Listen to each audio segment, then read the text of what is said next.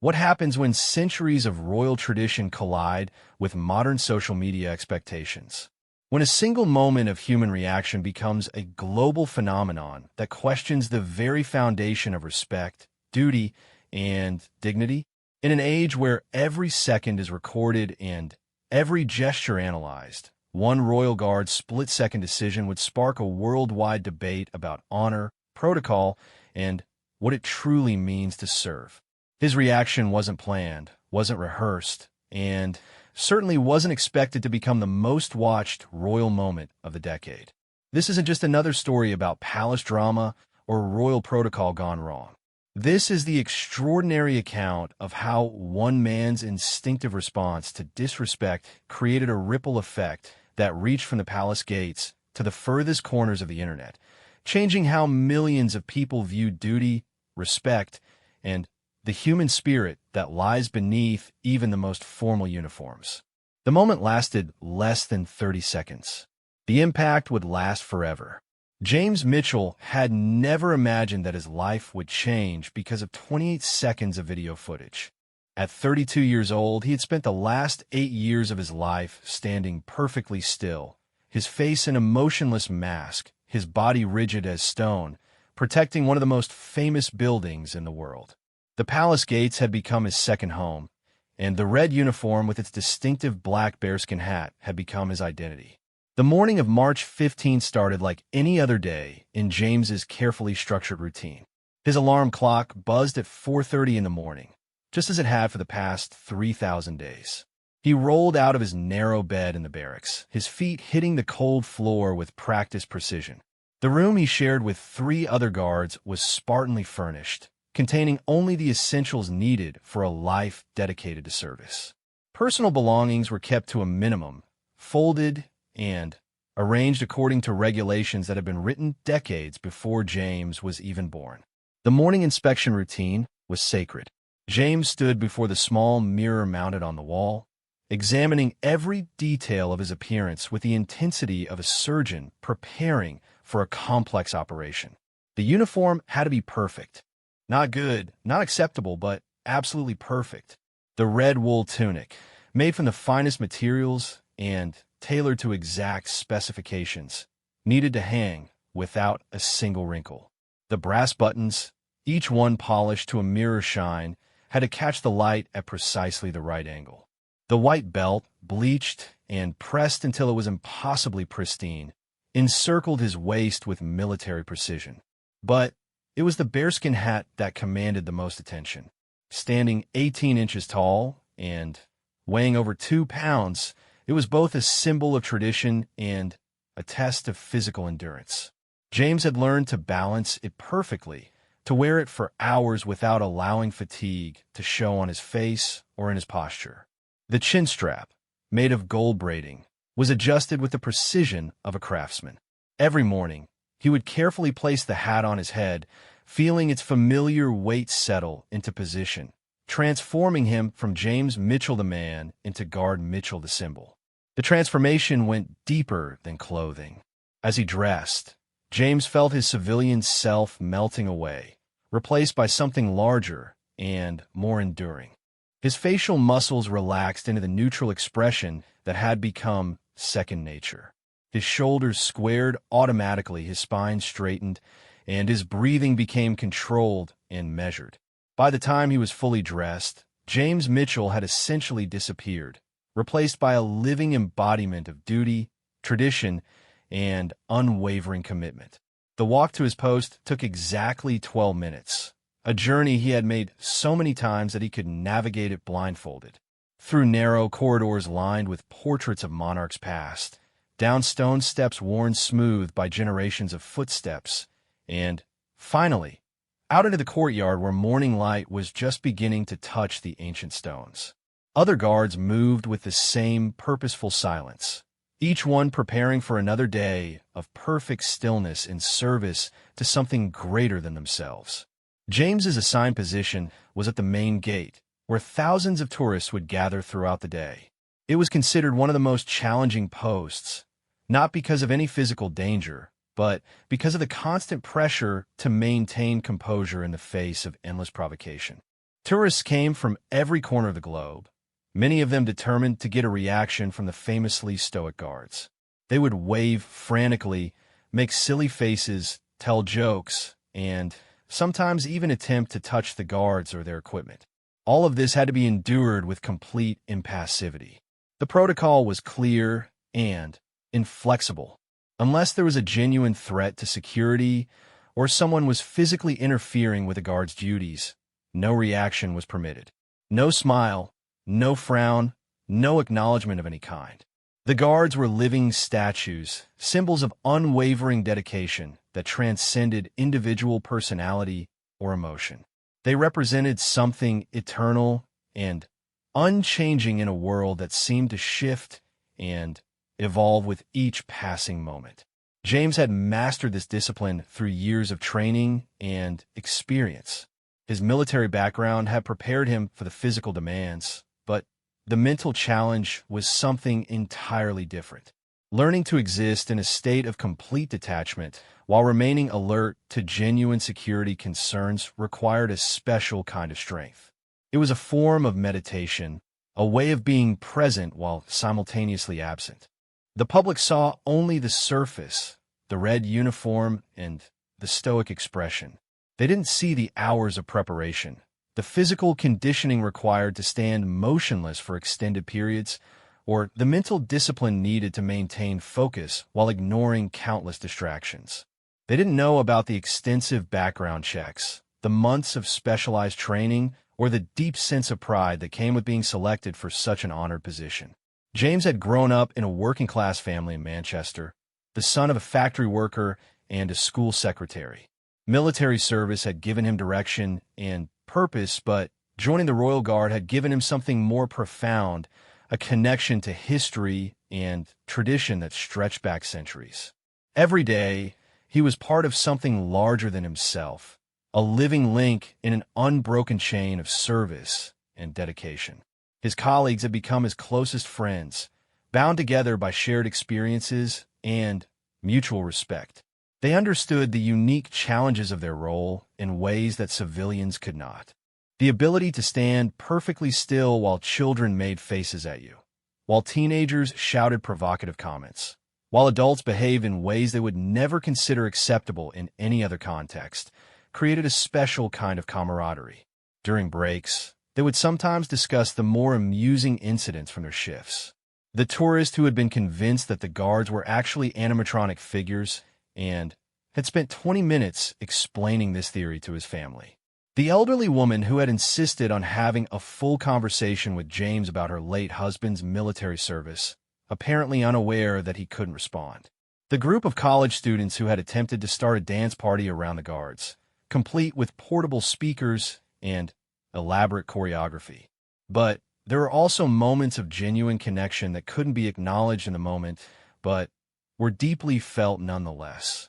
Veterans who would stand quietly at attention before walking past with obvious emotion. Children who would salute with serious concentration, understanding instinctively that they were in the presence of something important.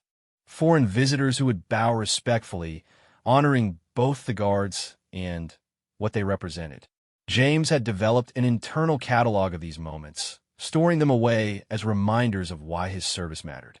On difficult days, when his feet ached and his back was stiff from standing motionless, when thoughtless tourists tested his patience with increasingly absurd behavior, he would recall these instances of respect and understanding. They sustained him through the challenges and reinforced his commitment to the role. The tourist season brought its own particular challenges. During peak months, the area around the palace would be packed with visitors from dawn to dusk. The noise level would rise dramatically, creating a constant backdrop of chatter in dozens of languages. Tour guides would deliver their rehearsed speeches, street performers would compete for attention, and vendors would hawk souvenirs and snacks. Through it all, the guards remained still and silent, islands of tranquility in an ocean of activity. James had learned to filter out most of the background noise, focusing instead on potential security concerns while maintaining his statue-like posture. He could detect unusual sounds or movements without appearing to react. his peripheral vision constantly scanning for anything that might require action. It was a skill that had taken years to develop, the ability to be completely aware while appearing completely detached. The relationship between the guards and the regular palace staff was complex and respectful. Everyone understood the unique demands of the guard's role, and there was an unspoken agreement to make their duties as manageable as possible. Supervisors would rotate assignments to prevent fatigue. Medical staff would monitor for signs of heat exhaustion or other health concerns, and maintenance crews would ensure that the guard positions were kept in optimal condition. Weather presented constant challenges. During summer months, the heavy wool uniforms became almost unbearable in direct sunlight. The bearskin hats trapped heat, and the formal posture prevented any opportunity for relief. Winter brought different problems, as cold winds and occasional snow tested the guard's ability to remain motionless while staying warm. Rain was perhaps the worst, creating slippery surfaces while soaking through supposedly weather-resistant uniforms.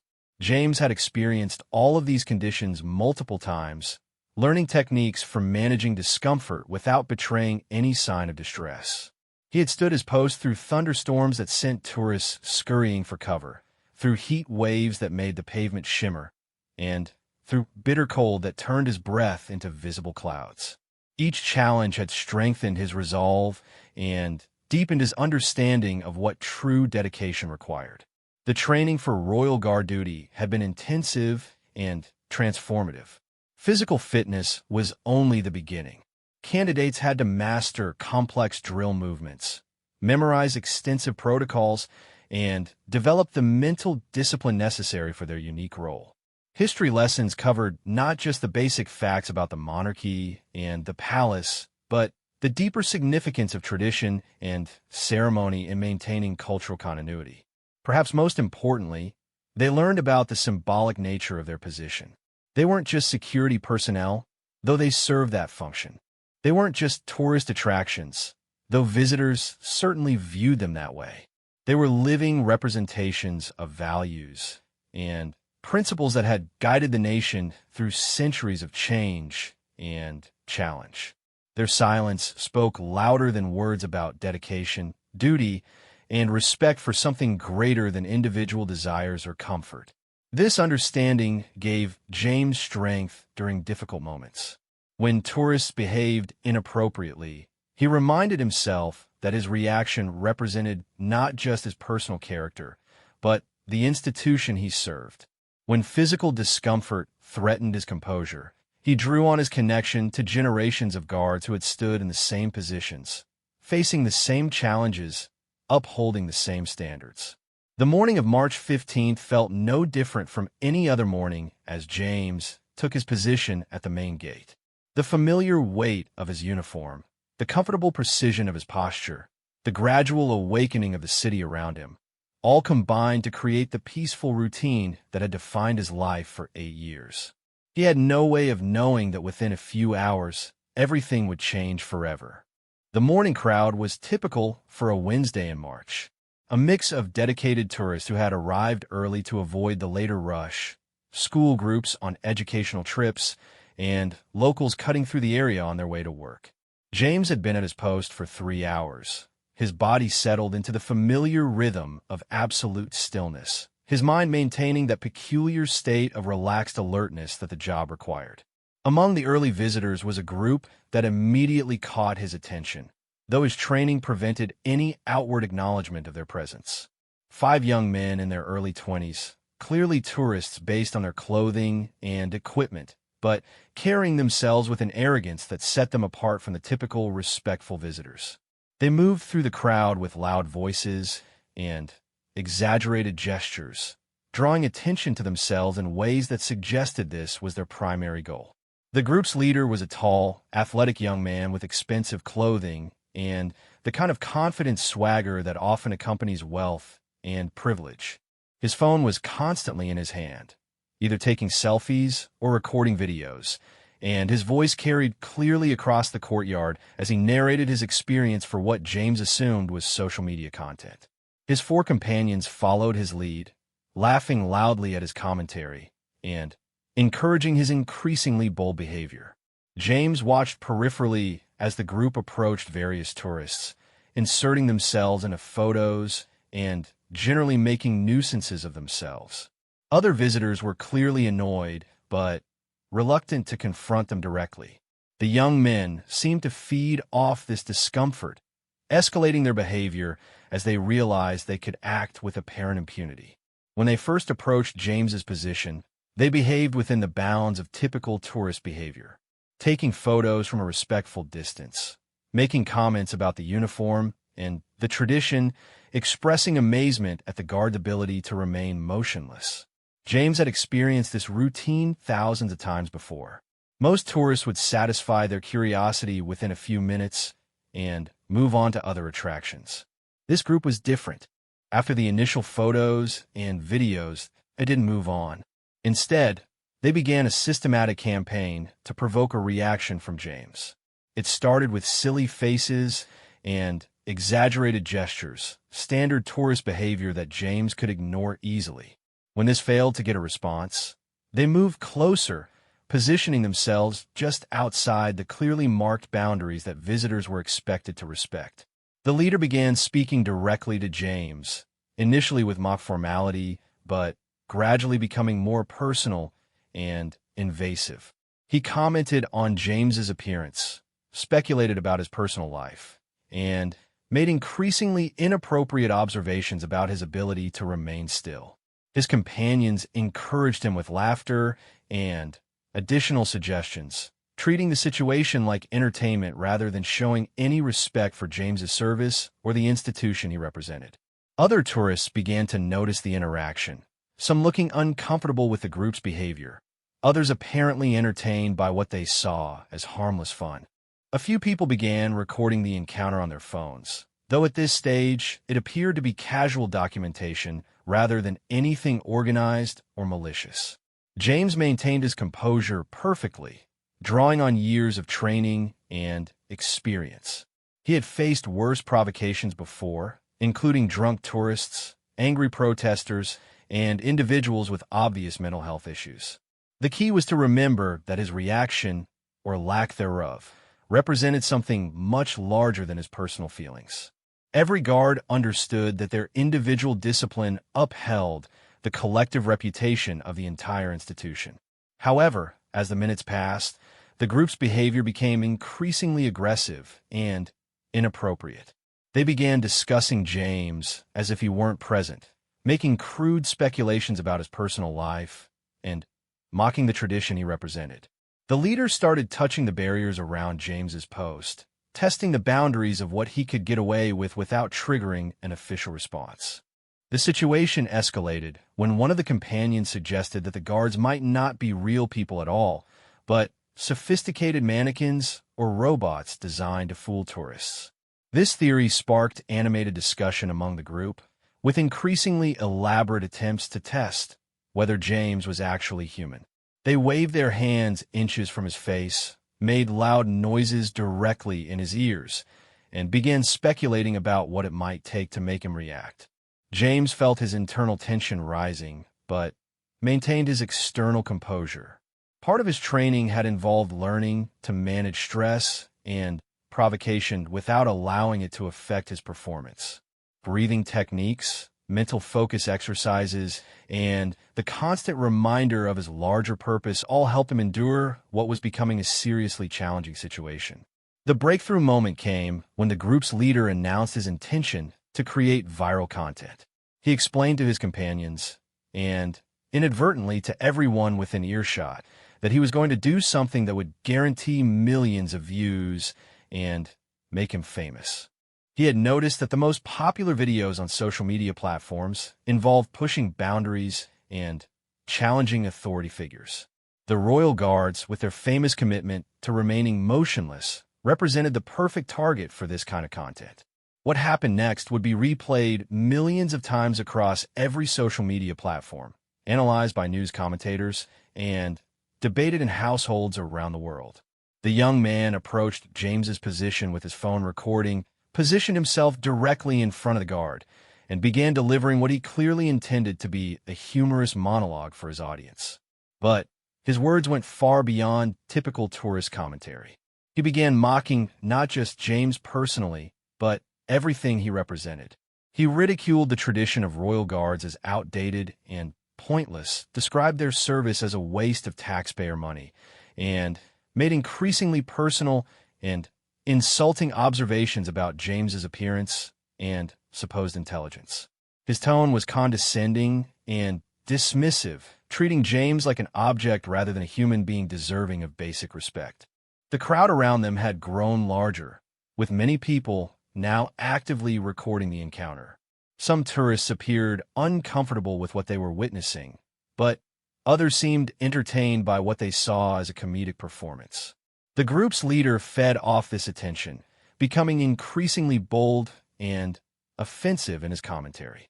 The moment that would define everything came when he stepped closer to James than anyone had ever dared before, close enough that his breath was visible on the guard's face, and delivered a particularly vicious personal insult that crossed every line of human decency. He questioned James's intelligence, his worth as a human being, and his family's background, using language that was both cruel and crude.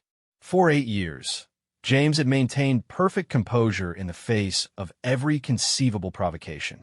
He had been trained to endure verbal abuse, physical discomfort, and psychological pressure without reaction. But in that moment, something deeper than training kicked in. Something fundamentally human and decent that couldn't be suppressed by protocol or procedure. The reaction wasn't dramatic or violent. It wasn't the kind of explosive response that might have been expected after such prolonged provocation. Instead, it was quiet, dignified, and absolutely devastating in its impact. James simply looked directly at the young man, made eye contact for the first time in the entire encounter, and spoke a single sentence that would resonate around the world. The words were measured and calm, delivered with the same precision that James brought to every aspect of his service. But they carried the weight of accumulated insult and disrespect, the authority of years of dedicated service, and the moral clarity that comes from representing something greater than oneself. The sentence was brief, but it encapsulated everything about dignity, respect, and the difference between civilization and chaos. The immediate reaction was electric. The young man who had been so confident and aggressive suddenly found himself speechless, apparently shocked that his target had finally responded. The crowd around them fell silent, sensing that they had witnessed something significant. Phone cameras continued recording, but the mood had shifted dramatically from entertainment to something much more serious.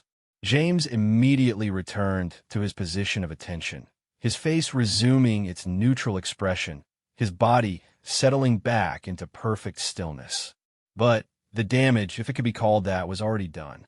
The moment had been captured from multiple angles by dozens of phones, and within minutes, the footage would begin its journey around the world. The young man and his companions seemed to realize that the dynamic had changed completely. The confident swagger that had characterized their behavior evaporated, replaced by an uncomfortable awareness that they might have pushed things too far. They gathered their belongings and moved away from James's position, their earlier loudness replaced by nervous whispering among themselves. Other tourists who had witnessed the encounter began approaching James's position, but with an entirely different energy than before. Instead of seeking entertainment, they seemed to want to show respect and support. Some simply stood quietly nearby for a few minutes before moving on. Others placed flowers or small tokens of appreciation near his post. Veterans and active military personnel in the crowd stood at attention for brief moments, offering silent solidarity. The shift in atmosphere was profound and immediate. Word spread quickly through the crowd about what had happened, and people began arriving specifically to see the guard who had stood up for himself with such dignity. James continued his duties with perfect professionalism, but he was acutely aware that something fundamental had changed. Palace security had been monitoring the situation throughout, and supervisors arrived quickly to assess the aftermath. They spoke briefly with witnesses, reviewed the immediate security implications, and ensured that James was prepared to continue his duties. The official response was measured and professional, acknowledging the incident without making any public statements about policy or protocol. But as the morning progressed, it became clear that this was not going to be a routine incident that would be forgotten by the next day. The phones that had captured the encounter were already uploading the footage to social media platforms, where it was beginning to attract attention and commentary. The era of viral content had found its newest star, though James wouldn't fully understand the implications for several hours.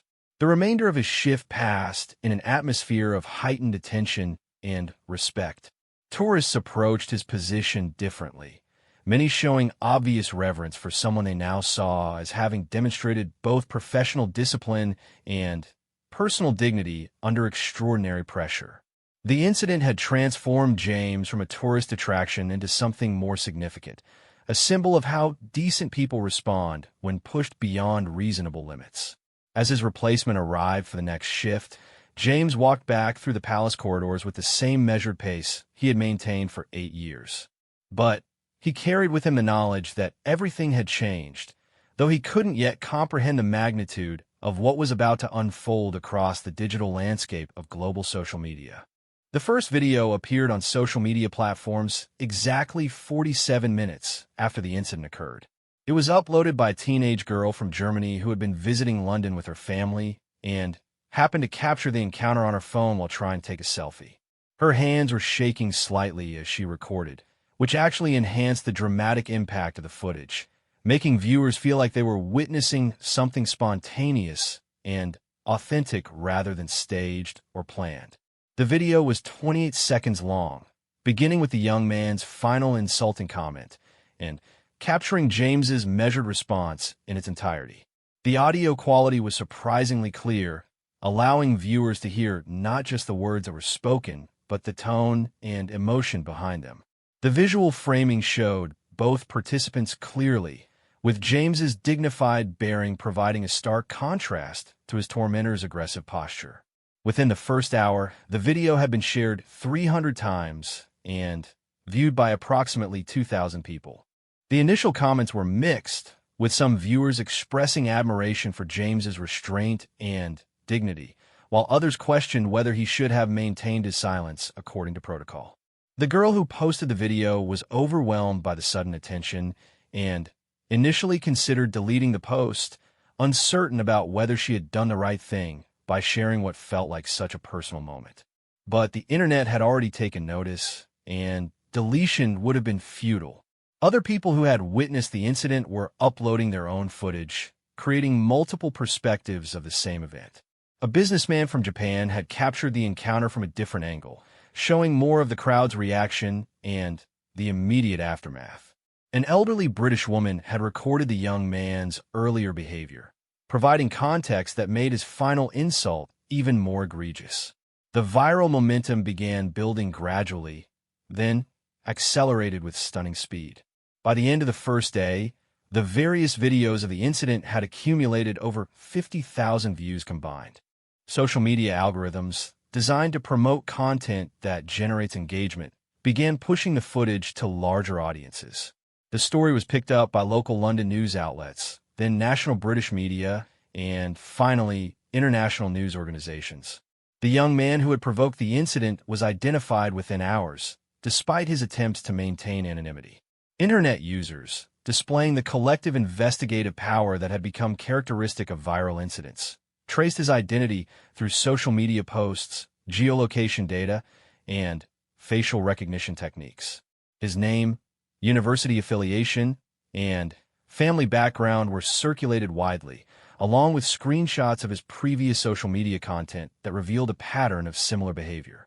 Marcus Wellington Smith, as he was identified, was a 23-year-old university student from an affluent family, studying at an elite institution and apparently accustomed to acting without consequences. His social media profiles revealed a lifestyle of privilege and entitlement, with numerous posts showing him traveling to expensive destinations, attending exclusive events, and generally conducting himself as if normal social rules didn't apply to him. The revelation of his background only intensified public reaction to the incident. Many people saw him as representative of a generation that had grown up with social media validation and little accountability for their actions. His apparent shock at receiving a direct response to his behavior became a symbol of how disconnected some young people had become from basic concepts of respect and consequence. James, meanwhile, remained completely unaware of the digital firestorm swirling around his 28 seconds of fame.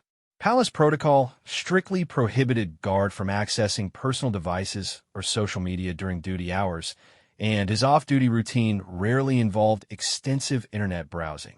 He completed his shift, attended his regular debriefing session, and returned to the barracks without any indication that his life was about to change dramatically. The viral explosion reached its peak during the second day after the incident. Major news networks across Europe, North America, and Asia were running the story as a feature segment.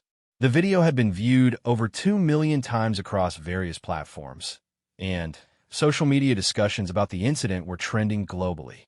Talk show hosts, political commentators, and social media influencers were all weighing in with their opinions about what the encounter represented.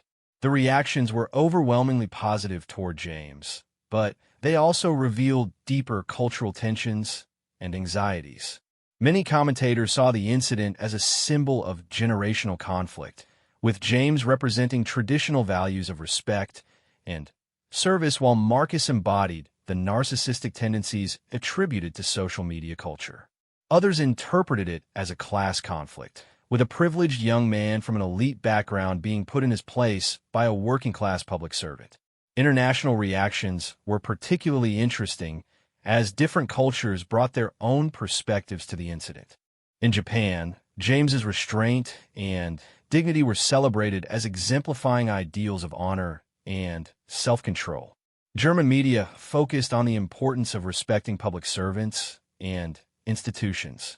American commentators debated whether James's response violated his duties or represented appropriate self-defense against harassment. The palace administration found itself in an unprecedented situation. Royal guards had occasionally been involved in minor incidents before, but nothing had ever achieved this level of global attention. The traditional approach would have been to maintain official silence while conducting internal reviews, but the scale of public interest made this strategy impractical. On the third day after the incident, James was called to meet with senior palace officials. Walking into the ornate conference room, he still had no comprehension of what had transpired in the digital world beyond the palace gates. He assumed the meeting was a routine disciplinary review related to his breach of protocol, and he was prepared to accept whatever consequences his superiors deemed appropriate. The revelation of his global fame was shocking and disorienting. Palace officials showed him footage from news broadcasts, read him excerpts from newspaper articles, and explained the unprecedented level of public interest in his story. James sat in stunned silence as he learned that millions of people around the world had watched his moment of response, that his name was trending on social media platforms he had never used, and that journalists from multiple countries were requesting interviews. The officials explained that the palace was receiving hundreds of communications daily about the incident. Letters and emails from around the world were pouring in, the vast majority expressing support and admiration for James's conduct. Military veterans were sharing their own experiences of disrespectful treatment from entitled civilians. Teachers and public servants were citing James as an example of maintaining dignity under pressure. Parents were showing the video to their children as a lesson about respect and appropriate behavior. But there are also complications. Marcus Wellington Smith had become the target of extensive online harassment, with social media users tracking his movements and sharing his personal information. His university was facing pressure to take disciplinary action. His family was dealing with unwanted media attention, and He had reportedly received numerous threats from people who saw him as representative of everything wrong with his generation. The palace officials were careful to explain that James was not in trouble for his response to Marcus's behavior. Internal review had determined that his actions were reasonable and proportionate given the extreme nature of the provocation he had endured. However, they needed to address the broader implications of his newfound celebrity status and its potential impact on Royal Guard operations. The meeting lasted for 3 hours, during which James was briefed on media protocols, advised about personal security considerations, and informed about the palace's plans for managing the ongoing public interest. He was offered counseling services to help cope with the sudden transformation of his private life into a matter of global public interest. Perhaps most surprisingly, he was presented with a choice about his future. The palace recognized that his current role as a traditional royal guard had become essentially impossible. His face was now too recognizable, and his presence would inevitably attract crowds and media attention that would interfere with normal operations. He could accept a transfer to a different position within the palace security structure, or he could take an honorable discharge and pursue opportunities in the private sector. James requested time to consider his options, but he was already leaning toward continuing his service in some capacity. His commitment to the institution hadn't been diminished by the incident. If anything, he felt an increased sense of responsibility to represent the values that had generated such positive public response. He understood that his role had evolved beyond individual guard duty to something more symbolic and influential. Meanwhile, the incident continued to generate new developments and discussions. Marcus had issued a public apology through his family's legal representatives, acknowledging his inappropriate behavior and expressing regret for his actions. However, the statement was widely criticized as inadequate and self-serving, apparently crafted more to protect him from legal consequences than to demonstrate genuine remorse. The university announced that Marcus would face disciplinary proceedings for bringing the institution into disrepute. Several companies that had been considering him for internship positions withdrew their offers. His social media accounts were flooded with negative comments, forcing him to make them private and essentially disappear from public view. The contrast between the trajectories of the two men involved in the incident became a subject of extensive commentary. James, who had maintained his dignity and professionalism throughout the encounter, was being celebrated and offered opportunities. Marcus, who had sought viral fame through disrespectful behavior, had achieved notoriety that was destroying his reputation and prospects. Social media platforms began using the incident as a case study in their content moderation policies. The original videos were educational and newsworthy, but they had also generated harassment campaigns and privacy violations that raised questions about platform responsibility. The speed with which Marcus had been identified and targeted illustrated both the power and the dangers of crowdsourced investigation. Educational institutions around the world began incorporating the incident into discussions about digital citizenship, respect for public servants, and the consequences of seeking viral fame through inappropriate behavior. The 28-second video had become a teaching tool for multiple academic disciplines, from sociology and media studies to ethics and public administration. James spent his final day of consideration walking through London, experiencing for the first time what it meant to be recognized by strangers. People approached him respectfully, thanking him for his service and expressing admiration for his handling of the situation. Some asked for photos, which he politely declined, but their requests were respectful rather than demanding. The experience reinforced his understanding of how much the incident had resonated with ordinary people who dealt with disrespectful behavior in their own lives. Teachers who faced classroom disruption, retail workers who endured customer abuse, and public servants who were routinely treated with contempt all saw James as someone who had stood up for their dignity, as well as his own. By the end of the week, James had made his decision. He would accept the palace's offer of a new role that would allow him to continue serving while also acknowledging his new status as a public figure.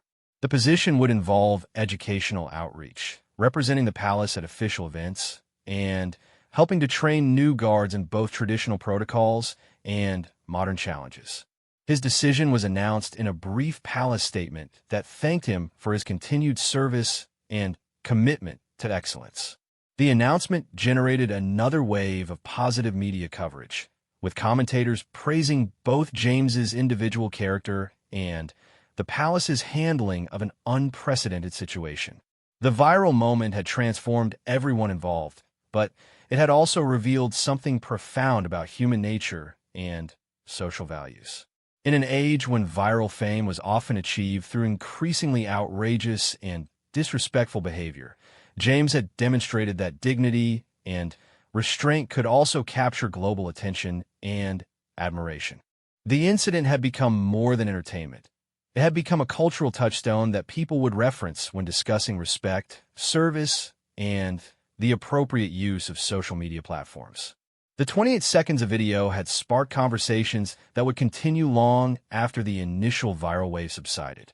3 weeks after the incident, James found himself standing in front of a mirror once again, but this time the reflection showed a man whose life had been fundamentally altered by 28 seconds of video footage. He was preparing for his first official public appearance since the viral moment, a speaking engagement at a conference about public service and digital citizenship. The invitation had come from the University of Cambridge, where professors had been analyzing the incident as a case study in modern communication and social behavior. The transformation in James's daily routine was extraordinary. His mornings no longer began with the ritual preparation for silent guard duty, but rather with briefings about his schedule, media requests, and the various opportunities that continued to arrive daily. His small quarters in the barracks had been replaced with more spacious accommodation that included space for the administrative work that had become part of his new role. The palace had created an entirely new position for him, officially titled Special Liaison for Public Engagement, which allowed them to utilize his unexpected fame while maintaining appropriate institutional dignity. His responsibilities included representing the palace at educational events, participating in programs designed to promote respect for public service, and serving as a mentor for new guards who would inevitably face their own challenges with disruptive behavior from tourists and visitors. The mail that arrived daily was overwhelming and deeply moving. Letters came from every continent, written in dozens of languages, each sharing personal stories about moments when a writer had faced disrespect or harassment in their professional lives. Teachers described classroom situations where students had shown them the video as an example of appropriate response to provocation. Military personnel shared experiences of civilian encounters where James's example had helped them maintain their composure and professionalism.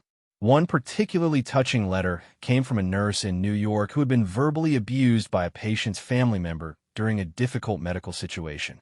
She had watched the video repeatedly, drawing strength from James's example of maintaining dignity while still asserting his right to basic respect. Her letter described how she had adapted his approach to her own circumstances, responding to the family member with calm professionalism that had ultimately defused the situation and led to an apology. The educational impact of the incident extended far beyond individual inspirational moments. Schools around the world were incorporating the video into curricula about citizenship, respect, and digital responsibility. The incident provided a perfect case study for discussing the consequences of seeking viral fame through inappropriate behavior, while also demonstrating how genuine dignity and restraint could achieve positive recognition. Marcus Wellington Smith, meanwhile, had effectively disappeared from public view. His university had suspended him pending completion of a formal disciplinary process, and his family had hired crisis management consultants to help rebuild his reputation. He had enrolled in community service programs and anger management courses, apparently genuine in his attempts to understand and address the attitudes that had led to his behavior. However, his efforts at redemption were complicated by the permanent nature of internet content. The video of his confrontation with James would remain searchable indefinitely, creating a digital record that would follow him for decades. Potential employers, educational institutions, and romantic partners would have access to footage of his worst moment, captured in high definition and viewed by millions of people. The contrast between his situation and James's continued to generate discussion about justice, forgiveness, and the proportionality of internet-based consequences. Some commentators argued that Marcus was experiencing punishment far beyond what his behavior deserved, while others maintained that his actions had natural consequences that he should have anticipated in the social media age. The incident had also prompted serious discussions within the palace administration about modernizing protocols and training for royal guards. The traditional approach of ignoring all civilian behavior, no matter how inappropriate, was being reconsidered in light of changing social dynamics and the reality of constant video surveillance by tourists.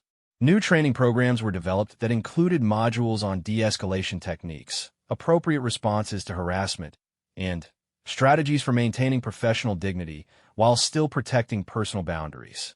James played a central role in designing these programs, drawing on his experience to help prepare new guards for situations that previous generations had never encountered. The international response to the incident continued to evolve and expand.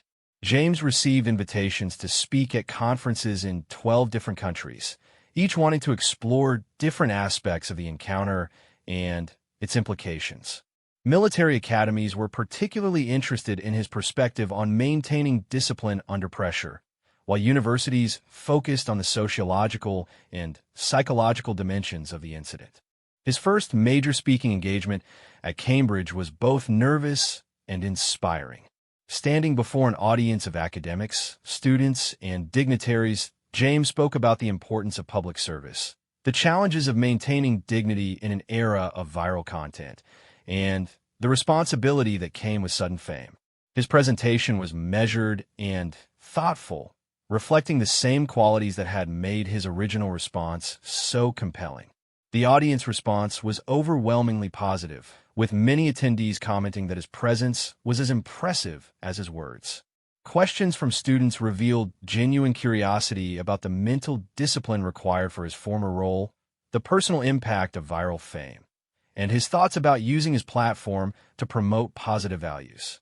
One particularly insightful question came from a sociology professor who asked about the broader implications of the incident for understanding respect and authority in democratic societies. James's response demonstrated that his thinking about the encounter had evolved far beyond the immediate personal experience to encompass larger questions about how people interact with institutions and representatives of public service. Following his Cambridge appearance, media requests intensified dramatically. Major television networks, international magazines, and documentary filmmakers all wanted to tell James's story in greater depth. However, he was selective about these opportunities, choosing only those that aligned with his goals of promoting respect, service, and thoughtful engagement with digital technology. His most significant media appearance was an hour-long interview with a respected British journalist known for thoughtful conversations about culture and society. The discussion covered not just the viral incident, but James's background, his years of service, and his perspective on the changes in tourist behavior that he had observed during his time as a guard. The interview revealed James to be articulate, reflective, and deeply committed to the values that had guided his service. He spoke about the honor of representing something larger than himself, the satisfaction of maintaining standards under pressure, and his hope that his experience could encourage others to treat public servants with appropriate respect and dignity. Perhaps most remarkably, James demonstrated genuine concern for Marcus Wellington Smith, acknowledging that the young man had made serious mistakes, but expressing hope that he could learn from the experience and rebuild his life more thoughtfully. This generous response to someone who had treated him so poorly impressed viewers and reinforced the impression that James represented the best qualities of public service. The documentary that eventually emerged from extensive filming became a phenomenon in its own right. The filmmaker had gained access not just to James, but to other people involved in the incident, palace officials, social media experts, and academics studying viral phenomena. The resulting film provided a comprehensive examination of how a single moment could ripple through digital networks and transform multiple lives. The documentary premiered at several international film festivals before being distributed more widely. Critics praised its thoughtful exploration of fame, respect, and responsibility in the digital age. Educational institutions purchased screening rights, and the film became required viewing in numerous courses about media, psychology, and social behavior. James's new role also included working with tourism organizations to promote more respectful visitor behavior at cultural and historical sites. His experience provided unique insights into the challenges faced by people who worked in public-facing roles where they were expected to maintain dignity while dealing with inconsiderate behavior for visitors who treated them more like entertainment than human beings. These efforts extended beyond the palace to include museums, historical sites, and cultural institutions across the United Kingdom and internationally. James's presentations to tourism industry professionals helped them develop better strategies for encouraging appropriate visitor behavior while still providing engaging and educational experiences. The training programs he helped develop were particularly innovative in their approach to preparing public-facing employees for the challenges of the social media age. Rather than simply instructing people to ignore inappropriate behavior, the programs provided tools for maintaining personal dignity while still fulfilling professional responsibilities. 1 year after the incident, James was invited to return to his former post for ceremonial guard duty during a major state occasion. The assignment was largely symbolic, acknowledging his service while also demonstrating that his viral fame had not diminished his commitment to traditional duties. The day was emotional and meaningful, allowing him to reconnect with former colleagues and experience once more the particular satisfaction of representing something greater than individual concerns. Tourists who recognized him were respectful and admiring, and several veterans in the crowd offered quiet salutes that he acknowledged with slight nods that would have been impossible during his regular duties. The anniversary of the incident also prompted renewed media attention and reflection on its longer-term impacts. Social media platforms reported measurable changes in user behavior around content involving public servants and authority figures. While harassment and disrespectful behavior certainly hadn't been eliminated, there was evidence that the incident had created greater awareness of consequences and encouraged more thoughtful engagement. Educational institutions reported that students were more engaged in discussions about digital citizenship and appropriate online behavior. The incident had provided a concrete example of how viral content could have real-world consequences for everyone involved, making abstract concepts about responsibility and respect more tangible and relevant. James's transformation from anonymous guard to public figure had been managed with remarkable grace and intelligence, both by him personally and by the institution supporting him. Rather than allowing fame to compromise his values or distract him from service, he had found ways to use his platform to promote the same principles that had guided his original response to disrespectful behavior. The incident had demonstrated that in an era of viral content and instant global communication, individual moments of dignity and integrity could achieve the same reach and impact as outrageous or controversial behavior. James's example provided hope that social media platforms and digital culture could be forces for promoting positive values rather than just amplifying the most extreme or inappropriate content. As he prepared for his next speaking engagement, James reflected on how much his understanding of service had expanded since that morning when he had simply wanted to complete his guard duty with the same professionalism he had maintained for 8 years. The viral moment had created opportunities he could never have imagined, but it had also reinforced his belief in the fundamental importance of treating all people with dignity and respect. The 28-second video had become a permanent part of internet culture, but its impact continued to evolve as new generations of viewers discovered it and found their own meaning in the encounter between a dedicated public servant and a young man who had learned too late about the importance of basic human decency. 5 years had passed since the incident that transformed James Mitchell from an anonymous royal guard into an international symbol of dignity and respect. The world had moved on to countless other viral moments and social media phenomena, but the impact of those 28 seconds continued to resonate in ways that surprised everyone involved, including James himself. The James Mitchell Foundation, established in the third year after the incident, had become a respected organization dedicated to promoting respectful behavior toward public servants and supporting those who faced harassment in their professional roles.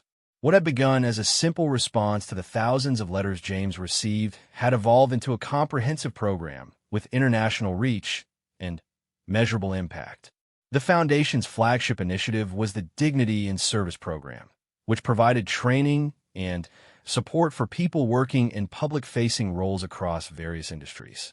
From teachers and healthcare workers to transportation employees and customer service representatives, the program offered practical strategies for maintaining professional dignity while dealing with difficult or disrespectful behavior from the public. The program's effectiveness was demonstrated through partnerships with major employers who reported significant improvements in employee satisfaction and retention after implementing the training. More importantly, incidents of verbal harassment and abuse directed at public servants had measurably decreased in communities where the program had been actively promoted. James's role in the foundation was hands-on and deeply personal.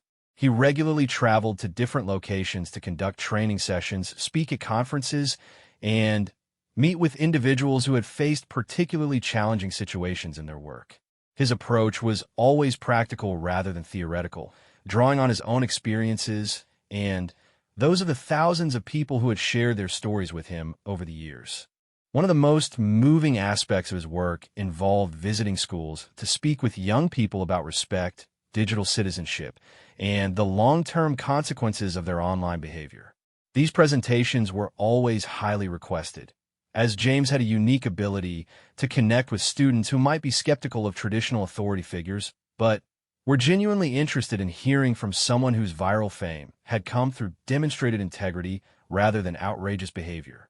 During these school visits, James would often encounter students who had seen the original video and were curious about his perspective on fame, social media, and the incident itself. His responses were always thoughtful and nuanced, acknowledging the complexity of modern communication while emphasizing the fundamental importance of treating all people with dignity. Marcus Wellington Smith had eventually emerged from his period of public disgrace, though his life had been permanently altered by those 28 seconds of poor judgment. After completing his university studies under a cloud of notoriety, he had spent 2 years working with community service organizations and completing a program in conflict resolution and anger management. His transformation appeared to be genuine and comprehensive. He had written a thoughtful book about his experience, examining the culture of entitlement that had shaped his earlier behavior and exploring the psychological dynamics of viral shame and public redemption. The book was well received by critics and readers, many of whom noted the contrast between his current articulate self-reflection and the arrogant young man captured in the original video. Perhaps most significantly, Marcus had requested a meeting with James, which took place 3 years after the incident in a private conference room at the Foundation's headquarters. The encounter was emotional and transformative for both men, allowing Marcus to offer a sincere and detailed apology while giving James the opportunity to see the genuine remorse and personal growth that had followed the incident.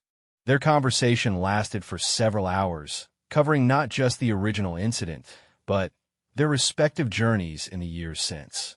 Marcus described the shame and isolation he had experienced, the difficult process of examining his own attitudes and behavior, and the ongoing work he was doing to rebuild his life around more positive values.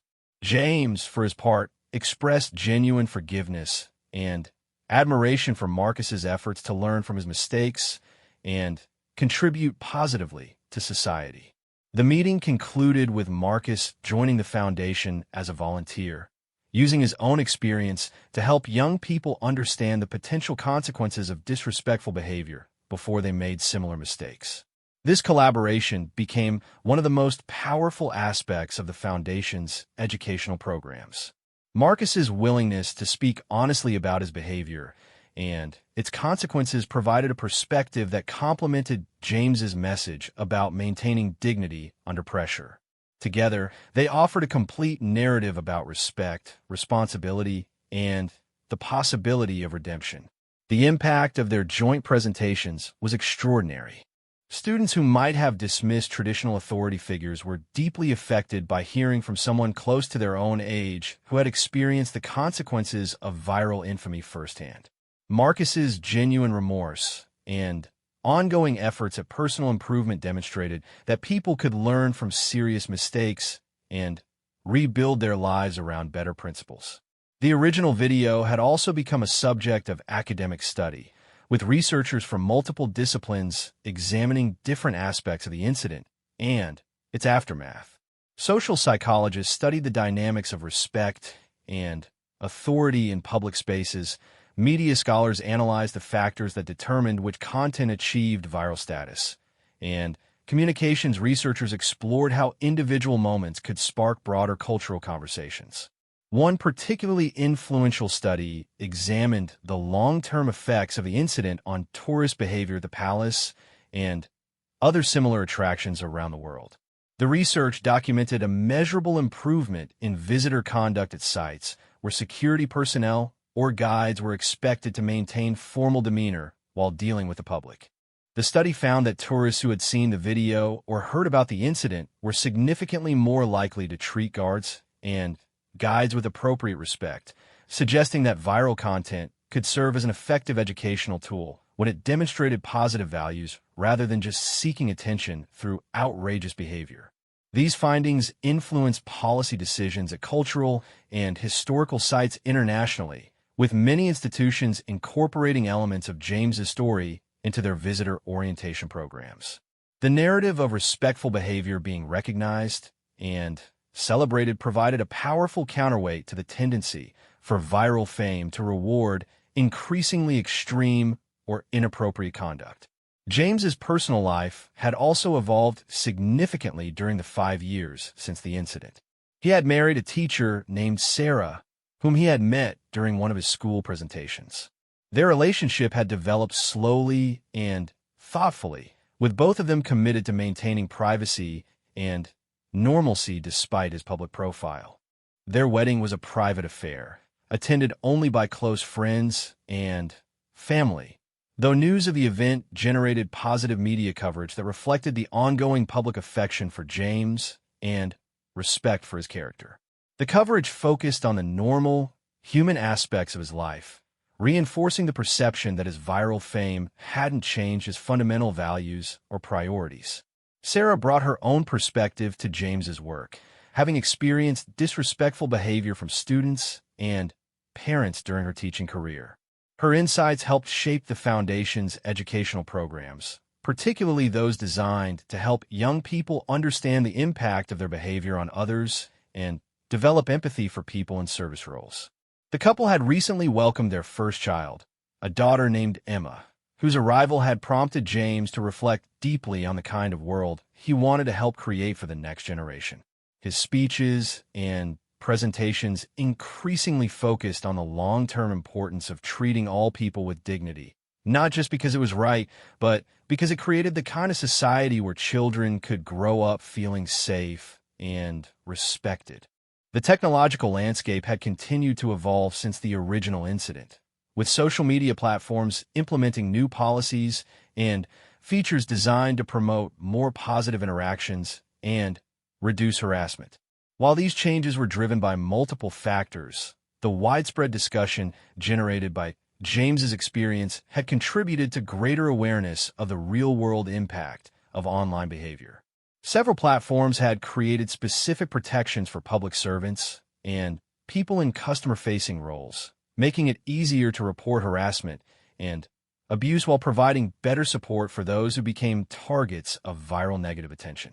These policy changes reflected a growing recognition that digital platforms had responsibilities beyond just hosting content, extending to protecting users from harassment and promoting respectful discourse. The Foundation's research department had documented these changes and their effectiveness, contributing to ongoing discussions about platform responsibility and digital citizenship. Their reports were regularly cited by policymakers and technology companies working to address the negative aspects of viral culture while preserving the positive potential of global digital communication.